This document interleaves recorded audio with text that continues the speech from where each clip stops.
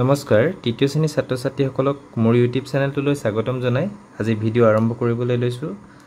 আজি ভিডিঅ'ৰ বিষয়বস্তু তোমালোকৰ তৃতীয় শ্ৰেণীৰ অসমীয়া পাঠ্যপুথি স্পন্দনৰ ৩ নং অধ্যায়ৰ ২ নং পাঠ কপৌ কুকু। এই পাঠটোত তোমালোকে এটা খেলৰ বিষয়ে জানিব পাৰিবা। এতিয়া আহাচোন পঢ়ো আহা। বহুদিন আগৰ কথা। মাঘ বিহুৰ উৰুকালৈ বেছি দিন নাছিল। গাঁৱৰ ল'ৰাহঁতে মেজি সাজিব। তাৰ বাবে তেওঁলোকে পথাৰৰ পৰা নৰা আনিবলৈ গ'ল। পথাৰখনৰ দাঁতিৰে এখন নৈ বৈ গৈছে। নৈখনৰ পাৰত এজোপা বগৰী গছ আছিল। সেই বগৰীজোপাত এহাল কপৌ চৰাই ৰোণ দি আছিল। ল'ৰাহঁতক দেখি কপৌহাল ভুৰুংকৈ উৰি গ'ল। তাকে দেখি সিহঁতৰ এজনৰ কপৌ কুকু খেললৈ মনত পৰিল আৰু লগৰীয়াহঁতক সি খেলখন খেলাৰ বাবে খাটনি ধৰিলে। আমি দেখোন অলপ সময় কপৌ কুকু খেলকে খেলিব পাৰোঁ। আনবোৰে তাৰ কথাত হয়ভৰ দি ক'লে, পথাৰখনলৈ গৈ কপৌ কুকু খেলোঁ ব'লা। তাৰপিছত সিহঁতৰ এজন কপৌ হ'ল। আনবোৰে হাতে হাত ধৰি ঘূৰণীয়া হৈ খেলখন আৰম্ভ কৰিলে। কপৌৱে মূৰটো দুপিয়াই ক'ব, কু কু। লগৰীয়াই বিলাকে ক'ব, খুদ চাউল খোৱাহি। কপৌৱে ক'ব, বোকা আছে পানী আছে কেনেকৈ যাম। কপৌটোৱে উৰি অহা ভংগীমাৰে লগৰীয়াহঁতৰ ওচৰ পাবহি। তে লগৰীয়াবিলাকে আকৌ ক'ব, কলৈ যোৱা। কপৌজনীয়ে ক'ব, ৰজাৰ পুখুৰীত গা ধুবলৈ। লগৰীয়াবিলাকে কি ক'ব তেতিয়া, ইয়াত কিয় নোধোৱা। কপৌটোৱে তেতিয়া ক'ব, এইটো ইমান সৰু পুখুৰী। লগৰীয়াবিলাকে ক'ব, ইয়াত এখিলা সৰাপাত পেলাই দিয়া, পুখুৰীটো ডাঙৰ হৈ যাব। কপৌটোৱে ওচৰতে পৰি থকা সৰাপাত এখিলা আনি পুখুৰীটোত পেলাই দিলে। লগে লগে লগৰীয়াহঁতে থিয় হৈ কেইখোজমান পিছুৱাই দি বহলকৈ থিয় হ'ল। তাৰপিছত কি হৈছে, লগৰীয়াবিলাকে ক'ব, এইয়া চোৱা পুখুৰীটো ডাঙৰ হৈ গ'ল। কপৌটোৱে ক'ব, বাহ বাহ পুখুৰীটো চোন সঁচাকৈ ডাঙৰ হৈ গ'ল। ইয়াৰ পাছত কপৌটো পুখুৰীলৈ সোমাই যাব আৰু এইদৰে গীত গাব। লগৰীয়াবিলাকে তেতিয়া ক'ব, পদুম ফুলৰ চকা। কপৌটোৱে ক'ব, হাত দুখন তললৈ কৰি আঁঠু চুই পানীৰ জোখ দেখুৱাই দিব আৰু গাব, ইমান ইমান পানী। লগৰীয়াবিলাকে তেতিয়া গাব, গংগা ৰাণী। কপৌটোৱে ক'ব, ইমান ইমান বোকা। লগৰীয়াহঁতে হাতত ধৰা ধৰিকৈ থিয় দিব আৰু কপৌৱে গাব। লগৰীয়াবিলাকে আকৌ সুৰ লগাই গাব, পদুম ফুলৰ চকা। কপৌটোৱে তেতিয়া ক'ব, বেজি দিওঁ দিওঁ। লগৰীয়াবিলাকে হাত জোকাৰি ক'ব, নিদিবা নিদিবা। কপৌৱে তেতিয়া ক'ব, ওলাই যাওঁ যাওঁ। লগৰীয়াবোৰে তেতিয়া কি ক'ব, নাযাবা নাযাবা। এইদৰে দুবাৰমান খেলি কপৌজনী পুখুৰীৰ পৰা ওলাই যাবলৈ বিচাৰিব আৰু লগৰীয়াহঁতে ওলাই যাবলৈ নিদিব। কপৌৱে তেতিয়া ক'ব, তোমালোকৰ কাণ দুখন কোনে নিলে। লগৰীয়াবিলাকে কোনে নিলে। তেতিয়া কপৌটোৱে ক'ব, চিলনীয়ে নিলে। লগৰীয়াহঁতে হাত এৰি নিজৰ কাণ খেপিয়াই চালে আৰু সেই চেগতে কপৌজনী ওলাই গ'ল আৰু লগৰীয়াহঁতে কুকু বুলি কপৌৰ পিছ ল'লে আৰু খেলখন এনেধৰণে সমাপ্ত হৈছে। নিশ্চয় তোমালোকে কপৌ কুকু খেলখন বুজি পালা।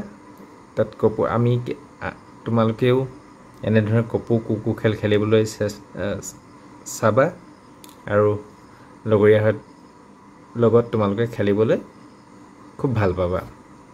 এতিয়া ইয়াৰ যিবিলাক ক্ৰিয়াকলাপ আছে আমি সেইবিলাক আলোচনা কৰোঁ আহা। ১ নম্বৰ ক্ৰিয়াকলাপত দিছে, কওঁ আৰু লিখোঁ আহা, মেজি কোনটো বিহুত সাজে। মই উত্তৰ লিখি ৰাখিছোঁ। মেজি মাঘ বিহুত সাজে। ল'ৰাহঁতে পুখুৰীলৈ কিয় গৈছিল, পথাৰলৈ কিয় গৈছিল। উত্তৰটো কি হ'ব, খটো, ল'ৰাহঁতে পথাৰলৈ নৰা আনিবলৈ গৈছিল। তাৰপিছত গ উত্তৰটো, কাক দেখি ল'ৰাহঁতৰ কপৌ কুকু খেলিবলৈ মন গৈছিল। উত্তৰটো কি হ'ব, কপৌহাল দেখি ল'ৰাহঁতৰ কপৌ কুকু খেলিবলৈ মন গৈছিল।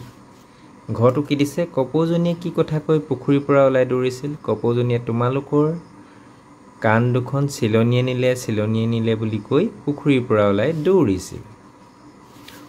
প্ৰশ্নটো কি দিয়া আছে? ৰজাৰ পুখুৰীত কোনে গা ধুব বিচাৰিছিল? কি হ'ব উত্তৰটো? ৰজাৰ পুখুৰীত কপৌজনীয়ে গা ধুব বিচাৰিছিল। ইয়াৰ পিছৰ প্ৰশ্নটো প্ৰথম চটো কি আছে? পুখুৰীটো কিয় ডাঙৰ কৰিছিল?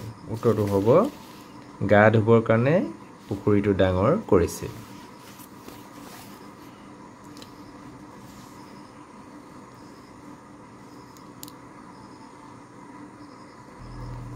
এবাৰ 2 নম্বৰ যিটো ক্ৰিয়াকলাপ দিছে সেইটোলৈ আমি আহোঁ। খেলটোত কোনে গাইছে লিখো আহা। বোকা আছে পানী আছে কেনেকৈ যাম? এইটো আমি কি লিখিব লাগিব? কপৌৱে। ইয়াত আমি কপৌৱে বুলি লিখিম। ইমান পানী কোনে কৈছে? কপৌৱে। পদুম ফুলৰ চকা লগৰীয়াবোৰে। তাৰপিছত 3 নম্বৰটো কি দিছে? কপৌ কুকু খেলটো এটা ক্ৰমত খেলা হয়। সেই ক্ৰমৰ লগত সংগতি ৰাখি তলৰ পৰ্যায়বোৰ সঠিক ক্ৰমত নম্বৰৰ সৈতে আস্থানি মিলোৱা। কপৌৱে লগৰীয়াহঁতে হাতে ধৰি সজা ঘেৰটোৰ মাজলৈ যোৱা। এইটো 3 নম্বৰত হ'ব। প্ৰথমটো 1 নম্বৰটোৰ লগত এজন খেলুৱৈক কপৌ হিচাপে বাছনি কৰা, সেইটো 1 নম্বৰত আহিব। 2 নম্বৰত কোনটো আহিব? ল'ৰাহঁতে ইজনে সিজনৰ হাত ধৰি ঘূৰণীয়াকৈ থিয় হোৱা, এইটো 2 নম্বৰ ক্ৰমত আহিব। 3 নম্বৰত আহিব কপৌৱে লগৰীয়াহঁতৰ হাতে ধৰি সজা ঘেৰটোৰ মাজলৈ যোৱা, 3 নম্বৰত আহিব।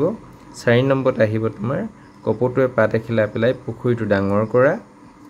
5 নম্বৰত আহিব ঘেৰটোৰ মাজৰ পৰা কপৌটো বাহিৰলৈ ওলাই দৌৰ মৰা, এইটো 5 নম্বৰ ক্ৰমত হ'ব। 4 নম্বৰ তলৰ প্ৰশ্নবোৰ শুদ্ধ উত্তৰটো বাছি উলিয়াই সঠিকত এই গোল চিনটো ৰঙেৰে পূৰ কৰা বুলি কয়। এই যিটো গোল চিন আছে, গোল কৈ দিছে যে ঘূৰণীয়া চিনটো ৰঙেৰে পূৰ্ণ কৰিবলৈ দিছে। ইয়াত ঘূৰণীয়াকৈ এটা দিয়া আছে।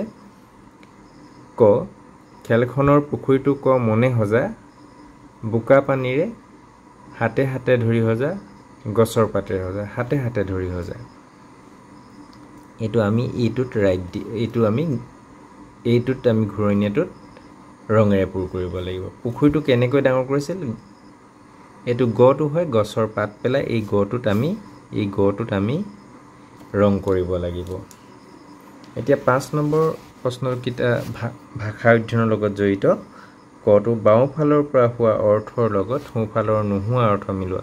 ধোৱা নোধোৱা, যাওঁ হ'লে কি হ'ব? নাযাওঁ। দিব নিদিব, এই দিবৰ লগত কি মিলিব? নিদিব। গাব নাগাব, চুব নুচুব, খেলিব হ'লে নেখেলিব। তাৰপিছত খটো 5ৰ খটোত কি দিছে? তলৰ শব্দবোৰ ব্যৱহাৰ কৰি একোটাকৈ বাক্য সাজা।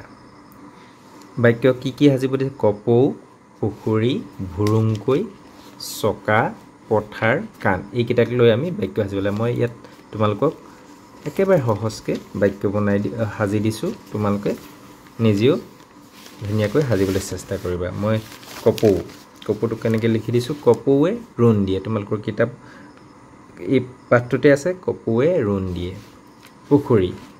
পুখুৰীটোত বহুত মাছ আছে। ভুৰুংকৈ, ল'ৰাহঁতক দেখি পাৰটো ভুৰুংকৈ উৰি গ'ল। চকা, ৰিক্সাৰ চকা 3টা। পথাৰ, ল'ৰাবোৰে পথাৰত খেলি আছে।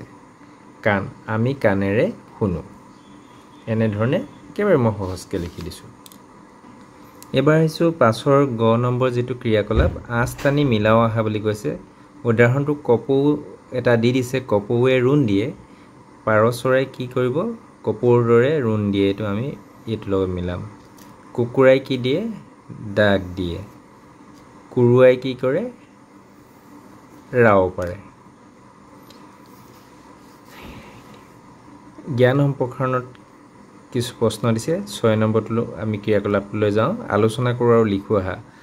বাকীবোৰে হয়ভৰ দি ক'লে পথাৰখনলৈ গৈ কপৌ কুকু খেলোঁ ব'লা। ক সিহঁতে বগৰীজোপাৰ তলত নেখেলি পথাৰখনলৈ কিয় খেলিবলৈ গ'ল বুলি ভাবা? উত্তৰটো কি লিখিবা বগৰীজোপা যিহেতু কাঁইটীয়া গছ আছিল আৰু কাঁইটীয়া গছজোপাৰ তলত খেলিলে কাঁইটেৰে বিন্ধিব পাৰে সেইকাৰণে সিহঁতে বগৰীজোপাৰ তলত নেখেলি পথাৰখনলৈ খেলিবলৈ গ'ল বুলি ভাবোঁ বুলি তোমালোকে লিখিবা খটো বগৰী গছৰ দৰে কেইবিধমান কাঁইটীয়া গছৰ নাম লিখা মই তোমালোকক এজোপা তেনেধৰণৰ গছৰ নাম কৰিছোঁ পনিয়ল ঠিক তেনেদৰে তোমালোকে বহুত তেনেকুৱা ধৰণৰ গছ আছে যেনে নেমু তোমালোকে আৰু কিছু তেনেকুৱা কাঁইটীয়া গছৰ নাম চিনাক্ত কৰি লিখিবলৈ চেষ্টা কৰিবা আজি পাঠ ইমানতে সামৰিছোঁ পুনৰ অন্য এটা পাঠৰ সৈতে পুনৰ লগ হ'ম ধন্যবাদ